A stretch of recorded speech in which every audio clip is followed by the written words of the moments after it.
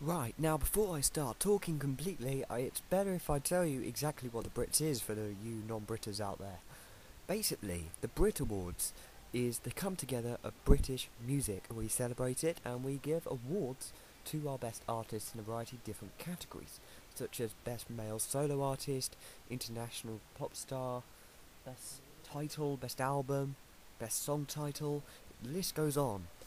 And we all come together that night, like we did on the 20th of February 2013, to come together and celebrate our British culture and British music. In this wonderful little review or overview, I'm going to give you the highlights of what actually happened during the Brit Awards 2013, the ups and downs, and obviously the awards, which is what I'm about to get onto right now.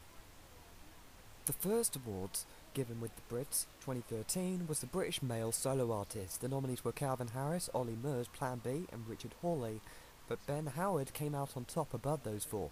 I thought Calvin Harris was going to win, to be honest. I mean, Ollie Murs was my second one, Plan B was actually my third one. I thought Calvin Harris' hit We'll Be Coming Back One Day would actually be the top one, because it actually was. I mean, with Ben Howard, I wasn't too familiar with him, so I was kind of surprised that he came out on top there. With Ollie Murs, I Swear You'll Give Me a Heart Attack, I thought he was going to get well with that one, so I was quite surprised to find out that Ben Howard won that one.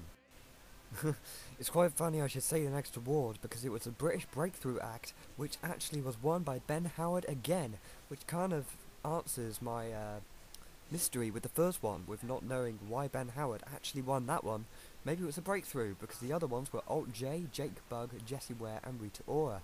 I thought Rita Ora was going to do well, because she's definitely been in the charts recently. Ben Howard, once again, I haven't really seen him in the charts, so I was quite surprised that he actually won that one, although, if it's called British Breakthrough Act, it kind of really is the breakthrough. Okie dokie, next one up was British Female Solo Artist. The nominees were Amy Winehouse, Emily Sandé, Bad for Lashes, Jessie Ware and Paloma Faith, in which Emily Sandé came out on top. Now that's not so much of a surprise for me. Emily Sandé has done very, very well, especially after working with Professor Green, I think. That was her very first appearance in the world of music, and she's expanded through that, and she's actually managed to get through to the Brits, which is not really a surprise, really. Amy Winehouse, I'm not quite sure if she's going to collect her award, but she didn't win. I'm just wondering, why was she in the nominee list if no one could pick it up? Bat for Lashes and Jessie Ware, I don't really have much knowledge about, but they could have definitely won. It's like one of those ones where you don't know the band, but you know the song. So it kind of makes sense for why they're nominees. But I was quite happy that Emily Sandé won that award. That was British Female Solo Artist. Next up was the Best British Group. The nominees were Old J, Mumford & Sons, Muse, One Direction and the XX. I'm not sure about that one. In which Mumford & Sons came out on top. To be honest, I thought Muse was going to come out on top, especially considering their performance, which you just saw then. That was a smash hit, wasn't it? I mean, I loved it when I saw that one. That was probably one of the best songs I heard on the Brits that night. Yeah, I was actually there, by the way. Anyway, yeah, I was quite surprised that Mumford & Sons won. One Direction, obviously, they've got a massive fan base, but that still didn't pay off when it came to Best British Group. And on to the next award, where my favourite band of all time, Coldplay, won a British Live Act against Mumford & Sons, Muse, Rolling Stones and The Vaccines. I thought that was quite a tight one, considering I like Mumford & Sons and I like Muse, and obviously they've won awards too.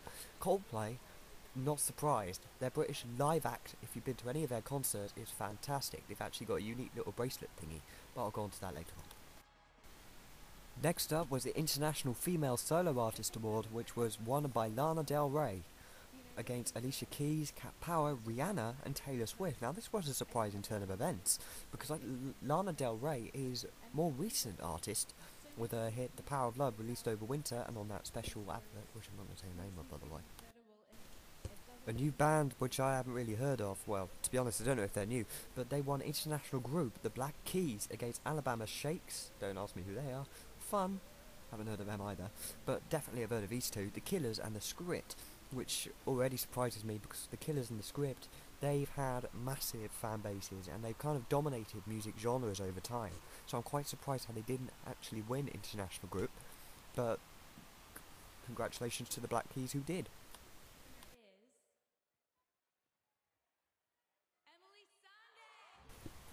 Oh yes, she did win it. It was Emily Sandé and our version of Events who won the MasterCard British Album of the Year against Old J with An Awesome Wave, Mumford & Sons with Babel, Paloma Faith with Fall to Grace, and Plan B with Ill Manners. Congrats to her. It was definitely her night in the Brits 2013, and it was definitely a theme of Emily Sandé, especially considering she sang the show out later.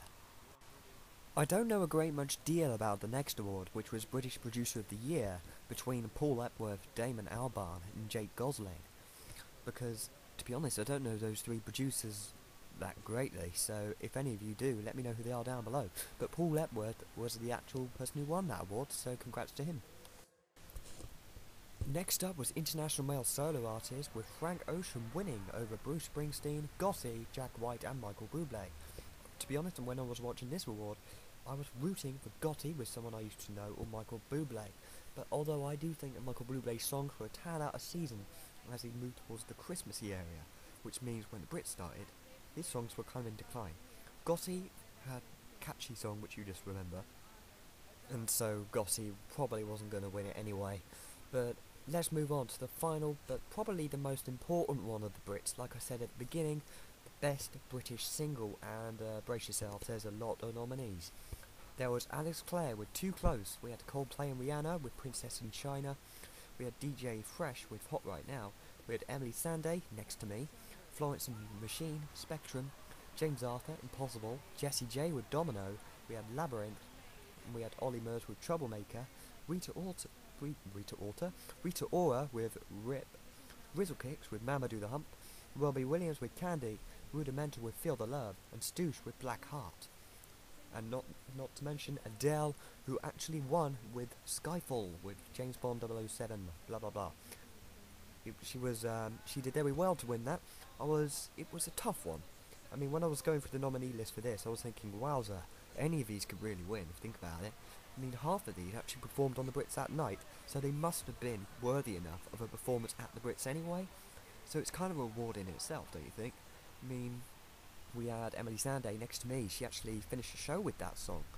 I'm quite surprised Jessie J didn't win any awards that night, as did Rita Ora, and Robbie Williams as well, with Candy, which he also did perform too. But congrats to Adele with Skyfall, featuring a wonderful tradition of at least winning one Brit every single year. Unfortunately, she couldn't be there in 2013 as she was in LA, unlike last year's, but she did leave a little welcoming message, which means she already did know that she was in it for the bag. And there you have it. That was the Brit Awards 2013 in a nutshell, just like I did with the last review. If you saw it, let me know what you think of the awards, your reactions to who won the awards, who you think should have won the awards, or who you think really shouldn't have won those awards. Who should have been performing, what do you think of them in comparison to last year? Just tell me what you think of the whole show as a whole down below in the comments. Remember to like and subscribe, and I'll see you next time from Mr. Ben175, in case you haven't guessed already. Blurp. See you then.